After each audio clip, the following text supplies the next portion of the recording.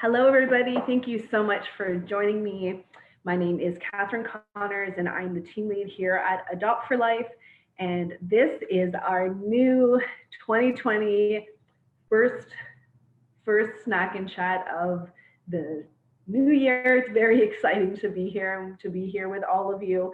Um, this week's snack chat and keep on track is all about transitioning back from the holidays. So I know that we heard from a lot of people, um, the good, the bad, and sometimes the ugly about how our holiday season was and the break with the kids. Excuse me. So this is our way of checking in with all of you. A couple of days ago, we posted in our private Facebook groups asking if anybody has any questions or anything they wanted us to talk about transitioning back into the routine, going back to school. So we do have many questions from our community. So thank you so much for everybody who posted the questions in. If you are joining us live right now, excuse me, for the holiday season, my son decided to gift me with strep throat. So I apologize. Um, I might be coughing throughout today, but as we learn with raising our children, you just have to go with it, right? Um, so yes, we do have a bunch of questions already sent in to us from the community. However, if you are watching this live right now, hello, thank you for joining me during your lunch hour. Please feel free to comment below with any questions that you may have or comments or just letting us know how you're doing. This is a high stress time for so many families. And we know that for our kids who are come through us or to us through adoption, kinship, and customary care, holidays can be very triggering. And so this is our time to check in, to let us know how you are, and maybe together we can all learn something. So you may notice that my co-host Valerie is not with me today. Valerie has some very exciting new things going on in her life. So we are in a little bit of transition time with the snack and chats, but I am here and I'm very excited to be with you. So I'm going to go ahead and jump into some of the questions that were already asked. For those of you who have watched, some of you um, are a part of our snack and chat weeklies. These happen every Tuesday from 12:15 until 12:45. If you are watching live, or even if you're watching on a replay, hello to all of you guys as well. Please feel free to ask any questions you may have or provide comments. We do keep going back and looking at these. So don't feel that if you're watching this on a replay that you can't ask a question. We always do ask, however, for you to be mindful about what information that you are sharing. So this Adopt for Life forum is public. It is something that is accessible to anybody who may be on this social media platform. So we ask that you refrain from using names of children or very detailed specific information, perhaps information about where you live, because we want to ensure your safety and confidentiality. Myself as a host, I will never include your full name. So if you are asking a question, I may refer to you as your first name, but that will be it. If you're seeing this and you do have a question and you're just not comfortable asking it, always feel free to message us on our public page, or you can absolutely email us at info@adoptforlife.com. I'm just going to take a sip of water and we can get into some of the questions that we have. Okay, so I'm going to see how good I am at multitasking, and I'm going to read the questions and answer them right after. So,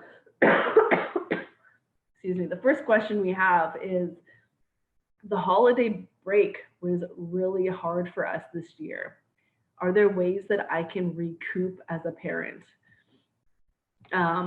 Yeah, I get that. There's a lot of families who said that this holiday was extra hard for them. And there's a few of the families that we've been supporting that have reached out and said, I'm struggling myself. So first and foremost, please know that you're not alone in this. Many families struggle, even if you aren't an adoptive kin or customary family. The holidays are stressful. So the biggest piece of advice I can give to you is reach out for that support. So if you are just really struggling yourself and trying to get yourself back on a routine and kind of doing that self-care, um, talking to someone who gets it, who has been there, makes a world of a difference. It's absolutely beneficial to ensure that you're validated. You can reach out to friends and families, but absolutely reach out to your adoptive kin and customary care support networks. Here at Adopt for Life, we have different ways that we can support you with that. So we do have our private Facebook pages. And what we've been noticing over the past few weeks, and people have just been kind of updating. So you kind of see like, I just need to vent for a second, or I just want to share, or is anyone else experiencing this? And it's amazing as an adoptive parent myself to be able to receive and give that feedback. So if you're having a really hard time struggling, posting on a forum where it's safe and confidential for you to do so, and getting that validation and that support, and potentially those resources are important. You're also able to call a regional parent liaison. So email us, call us, message us, and we can find a time just to check in. Sometimes it's just good to get something off your chest. Maybe having someone see it from a different perspective is very important. Excuse me. For some of you who may be needing a little extra support, there is no shame in trying to speak to a professional as well. So if you have your own therapist, or maybe you need to go see a doctor, to just make sure that your check-in is important, and that you're getting your mental health needs figured out. Winter season, as most of you are aware of as well. This winter, the seasonal depression happens. I think the acronym is SAD, and making sure that you're getting support is going to be huge. So we talk a lot about self-care. Self-care is absolutely important, but we also appreciate that self-care isn't always feasible for a lot of families. So what self-care might look like for you is going to be different from the other person, but it's really the community care that we really need to focus on. So focus on yourself as much as possible, taking the 5-10 minutes for yourself, but also reaching out for the community, your support network. All of that is going to be very, very important. So then the next question we have, we are a newly formed family. What types of behaviors can we expect post-holiday transition? So that is going to vary, excuse me, very much on the child.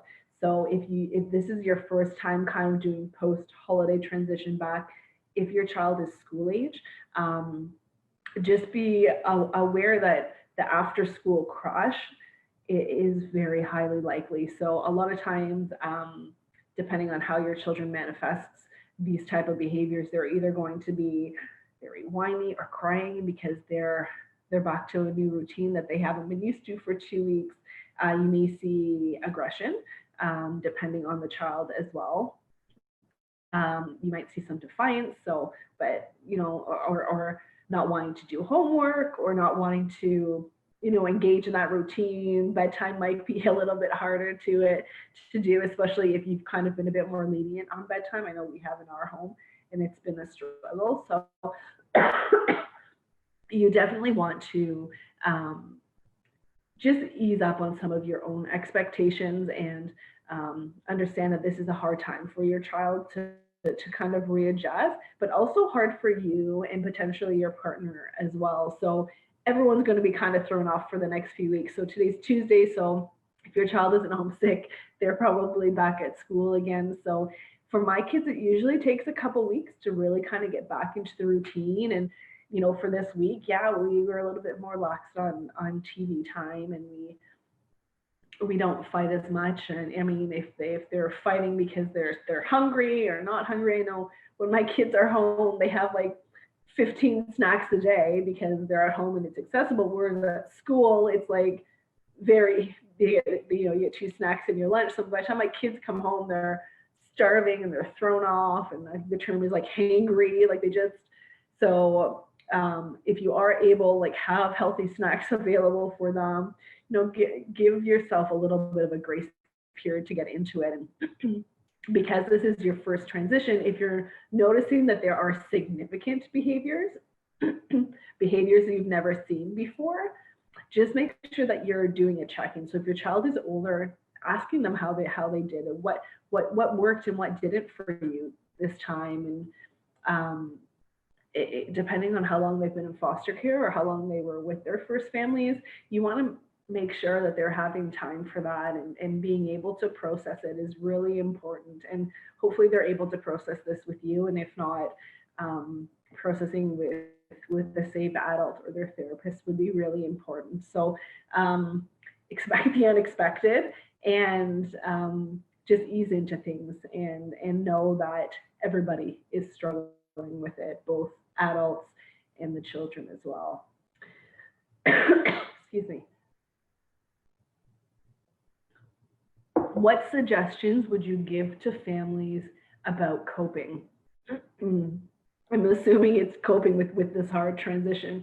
This is almost similar to the question above, but we have learned that for us to be 100% as parents, we need to be able to get a break as well. I have 2 children who are very high needs and one who is very complex needs. So coping to me doesn't mean I can go for a mani-pedi every night, or, you know what I mean, go out with friends for coffee, because I can't do that. And so what coping looks like for me is going to be very different. So I have found strategies and developed strategies over the years that help me take care of me. There's a great series by Mary Jo Land, who talks about trauma, and she talks about the need for self-care. So what I'll do is, after this segment, I'll post it below, but she gives some really solid examples of how we as parents need to be able to take care of ourselves, and how putting ourselves first doesn't actually mean that we're putting our children last. Find ways that you can take out of your day for yourself.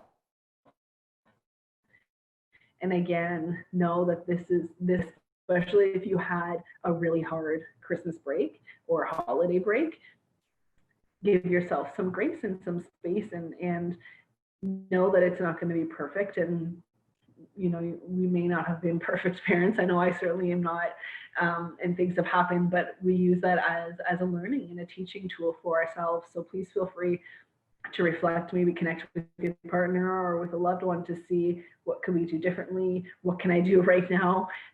Listen to your body, because if you don't take care of your mental health and your physical health, you end up getting sick, because everyone's getting sick these days. So your body has a really funny way of letting you know when you need to take that break and when you need to care for yourself. So just make sure that you're doing that.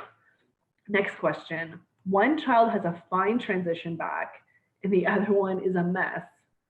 How can I support my one child who needs more without ignoring the needs of my other child? That's a hard balancing act, and it's something that a lot of families who have more than one child face. I think a lot of it, and again, it will depend on the ages of the children, but for us, we do a lot of date nights. So absolutely, we have one child who is higher needs than the rest, and we have to. There's no other option. We have to focus more on her needs because they're far greater. And she struggles more. But just taking that time every single day to doing a check-in with our other kids have been really helpful. When possible, do date nights or do little outings. And again, I'm not able to leave my house too often with my children, but I even we snuggle in bed and we watch a Netflix show and have popcorn. And it's about trying to support all of their needs. And for the child who may not be having as hard of a time, just talk to them and let them know. I mean, a lot of times we try and protect our children and we don't want them to feel overwhelmed, but they usually know what's going on, and just say, you know what, I know that your brother or sister, whoever they are, is having a hard time right now. I want you to know that I'm here for you too. And, you know, how about we do X, Y, and Z together, just me and you.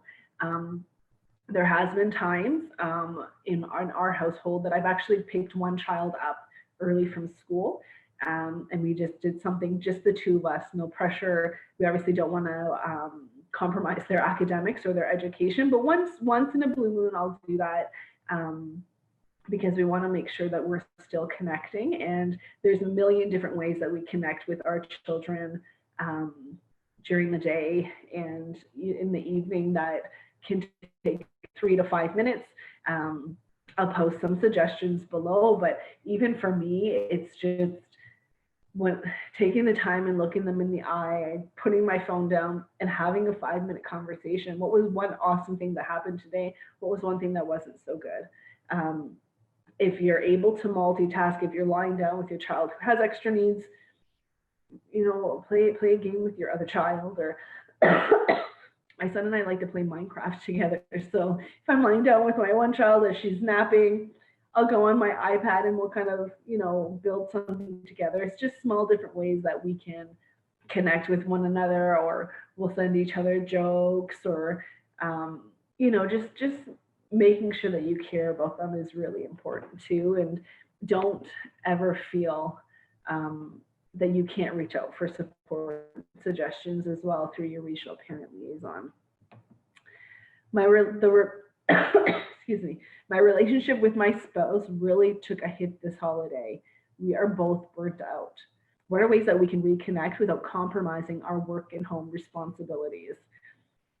Yes, please know you're not alone with that. A lot of partners and spouses, we all go through that in any relationship, right? So, and I definitely appreciate that if you're working 9 to 5 and then you come home and you gotta do dinner and homework and bath and bed, there really isn't a lot of time. And as much as I want to say schedule date nights, absolutely do that. I haven't had a date with my husband in 2 or 3 years because that's our reality.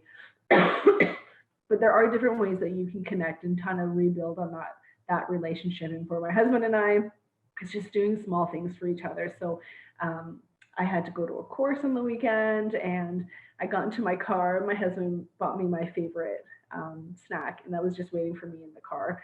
And we'll send each other like funny jokes or memes or gifts throughout the day. And we do stay at home dates. So once the kids are in bed, even if it's only half an hour, because I'm usually asleep shortly after the kids, take half an hour, watch a show together, or talk about our days. And it's so easy for us to get caught up in the kid caring and kid raising that you forget about connecting with your partner. So if possible, take a date, take a vacation.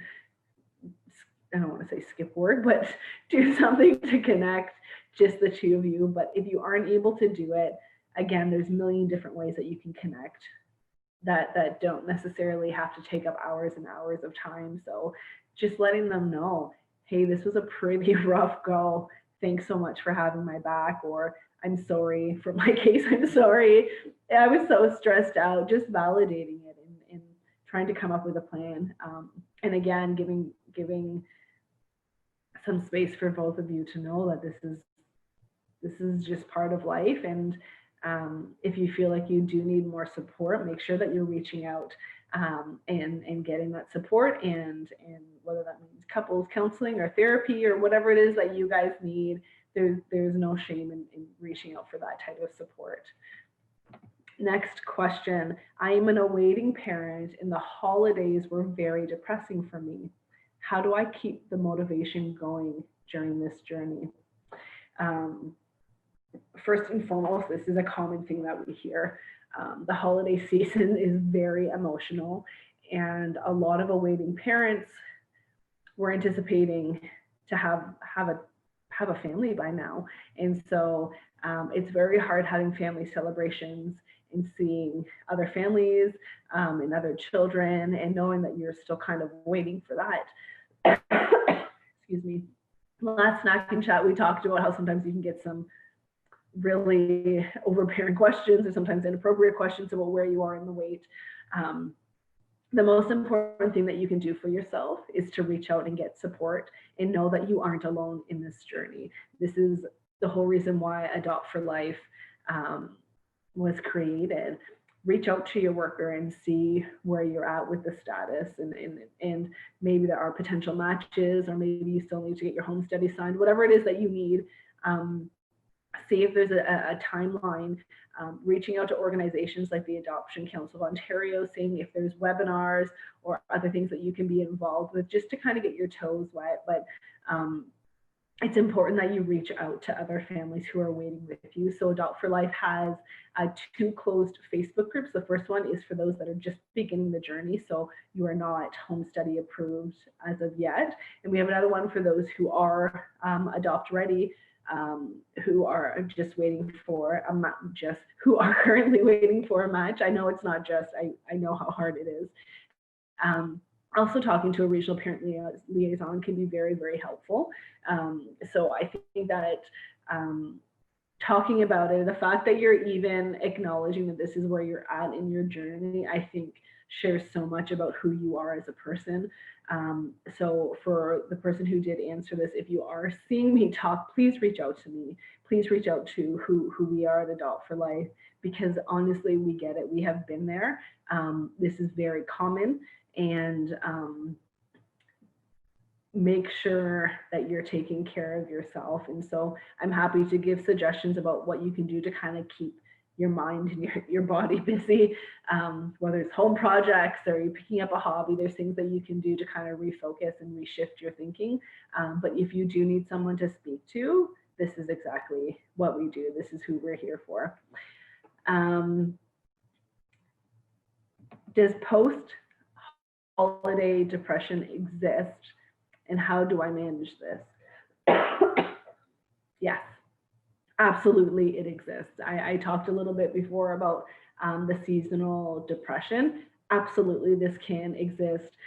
If you do feel that your own mental health is compromised, you need to be speaking with your doctor. You need to, again, start going to support groups, doing what you need to do. Some people have other types of therapy that you can go to, but make sure that you are taking care of yourself. It's really important that you kind of nip this in the bud as soon as possible, because you don't want this to escalate into something that it can be. And for those of you who have dealt with depression and anxiety, you know how overwhelming it can be. So thank you so much for asking this question. You are not the only one, I can promise you that, who's feeling this holiday season, and know that you can get support. And if you don't know who to reach out to, contact us and we can help link you with someone in your area who might be able to help talk with you, or a potential referral to a great therapist as well. My kids are having a hard time settling back into the routine. Are there any tips? For me, the biggest tip that I have is keep at it. Keep at your routine. Your bedtimes and your dinner times, try and get it back as much as possible. And knowing that this is going to be really hard for your children and yourselves to do. So sometimes visuals help for kids. So either getting pictures or writing down what the schedule might look like could be helpful for a lot of children. January is the start of a new sports and activities. So maybe their days have changed a little bit because maybe they're starting a new activity, or their activity is now on a different day because this is now the, I guess, the winter spring session that's coming up. So giving children as much notice and as information as possible. But no, this is just going to be, it's going to be hard for a lot of children. So keep at it. Make sure that you're getting some self-care in as much as possible. Again, I don't really like the word self-care, but do what you can to keep yourself afloat on top of it all. And just understand that it's going to be difficult for the next few weeks. If after a couple of 2-3 weeks, you're finding that this still is a big struggle, that's when I would be suggesting for you to reach out and to talk to a regional parent liaison, excuse me, to make sure that they can give you some other resources and supports as well through it. This is very common for a lot of children to have a hard time settling in. You might be getting a little flux of calls back from school about behaviors, or the children themselves might be complaining a bit more. just keep at it and know that it will eventually fall into place. It's going to take a little bit of time. Unfortunately, we are nearing the end of today's chat. So I do want to take a few moments. Thank you guys so much for joining me. Again, I apologize that my voice has been up and down throughout the entire time, but next week I want to talk about next week's snack and chat. Again, they are every Tuesdays from 12:15 to 12:45. Next week we are talking about transitioning your children home. So this is going to be great for awaiting parents, those who are beginning their journeys. If you're an adoptive family, a kin family, customary care family, a guardianship family, moral adoptions, whatever it is that you are as a family. We're going to have a guest speaker coming in, and so please feel free to connect with us, whether it's on the Facebook page or on our website, or our email address, info@adopt4life, and send in any questions that you might have about transitioning your children home. So this is a big one for a lot of families, so we're super excited to be able to support you through this. Also, later on in this month, we're going to be having a session on FASD, and we have another guest coming in for that one. So it is very exciting for us. If you are watching this and you have a suggestion for a snack and chat series, if you're thinking that you would benefit from learning about a specific topic that we haven't covered yet, please, please, please reach out. This is exactly what we're here for, is for you. And we want this to be educational and helpful and supportive. So thank you so much for joining me. If you're on replay, thanks for coming as well. And I will see you all next week, hopefully healthier. Don't hesitate to reach out for anything. Thanks so much.